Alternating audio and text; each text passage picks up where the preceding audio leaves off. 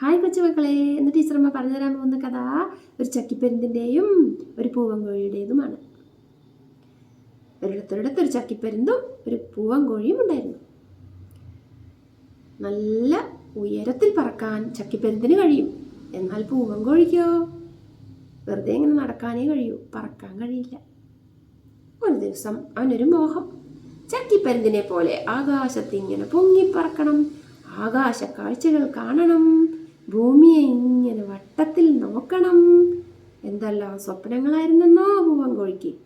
അവൻ ചക്കിയോട് പറഞ്ഞു, ചക്കിപ്പരുന്തേ ചങ്ങാതി, എന്നെയും കൂട്ടി പറക്കാമോ? നിന്നെയും കൂട്ടി പറക്കാനോ? നീ എന്ത് വിഡിത്തമാണ് പറയുന്നത്? നീ എൻ്റെ ഒപ്പം പറക്കാനോ? നിനക്കതിന് കഴിയില്ല. നിനക്കിങ്ങനെ ഇതിൻ്റെ കൂടെ നടക്കാനേ കഴിയൂ. ഇവിടെ തന്നെ എന്തെല്ലാം കാഴ്ചകളുണ്ട്, അത് കണ്ടാൽ പോരെ.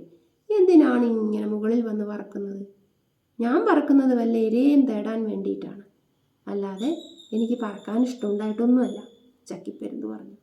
പൂവൻകോഴിയുണ്ടോ ഇത് വല്ലതും കേൾക്കുന്നു?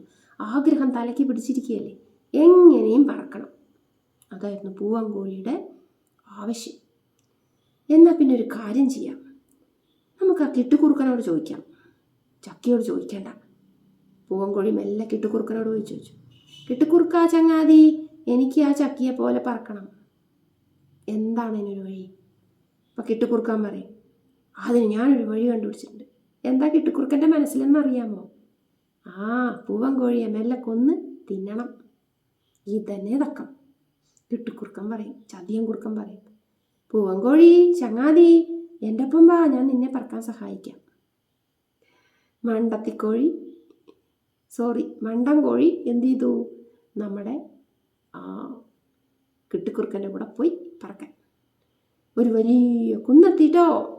കുന്നിൻ്റെ മുകളിൽ നിന്ന് എന്താ ചെയ്യാൻ പോണേ? ചാടി പറക്കാൻ പോവുകയാണ് പൂവൻകോഴി. കിട്ടുകുറുക്കൻ പറയും, റെഡി 1 2 3 പറയും. ഇതെല്ലാവരും കാണുന്നുണ്ടായിരുന്നു. ഒറ്റ ചങ്ങാതിയായ ചക്കിപ്പരുന്ത് മുകളിൽ നിന്ന് കാണുന്നുണ്ടായിരുന്നു. അങ്ങനെ പൂവൻകോഴി ഒറ്റ ചാട്ടം ചാടിയതും, അയ്യോ എന്നെ രക്ഷിക്കണേ, ഞാനിപ്പം ചാവുവേ, എന്നെ രക്ഷിക്കണേ. പൂവൻകോഴി അലറി നിലവിളിക്കാൻ തുടങ്ങി. പെട്ടെന്ന് തന്നെ ചക്കി പറന്ന് താഴത്തിറങ്ങി.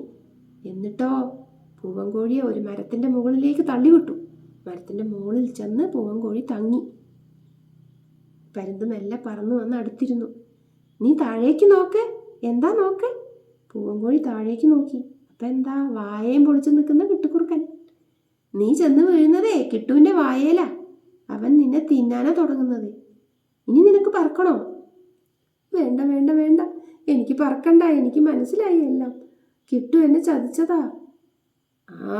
അതാ ഞാൻ പറഞ്ഞു വരുന്നത്, ഓരോരുത്തർക്കും ഓരോരോ കഴിവാണുള്ളത്. നമ്മുടെ കഴിവിനനുസരിച്ച് നമ്മൾ ജീവിച്ചാൽ മതി. മറ്റുള്ളവരെന്താ ചെയ്യണമെന്ന് വെച്ചാൽ അതുപോലെ ചെയ്യാൻ നമ്മൾ ശ്രമിക്കരുത് കേട്ടോ. ചക്കി നമ്മുടെ പൂവൻകോഴിയെ ഉപദേശിച്ചു. അവനതെല്ലാം മനസ്സിലായി. അവൻ പറയും, ശരിയാണ്, ഒറ്റ ചങ്ങാതിമാർക്കേ നമ്മളെ സഹായിക്കാൻ കഴിയൂ. ചതിയന്മാരുടെ ഉപദേശങ്ങളൊന്നും കേൾക്കാൻ പാടില്ല. അതുതന്നെയാണ് ഈ കഥയുടെ ഗുണപാഠവും. ചതിയന്മാരുടെ വാക്കുകൾ കേട്ട് ഓരോ ചതിക്കുഴികളിൽ ചെന്ന് വീഴരുത്. കഥ ഇഷ്ടമായോ? കഥ ഇഷ്ടമായാൽ എന്ത് ചെയ്യണം? ലൈക്ക് ചെയ്യണം, കമൻറ്റ് ചെയ്യണം, സബ്സ്ക്രൈബ് ചെയ്യണം. ഇനി അടുത്ത കഥയുമായി ഉടൻ വരുന്നതാണ് കേട്ടോ. നിങ്ങളുടെ സ്വന്തം ടീച്ചറമ്മ.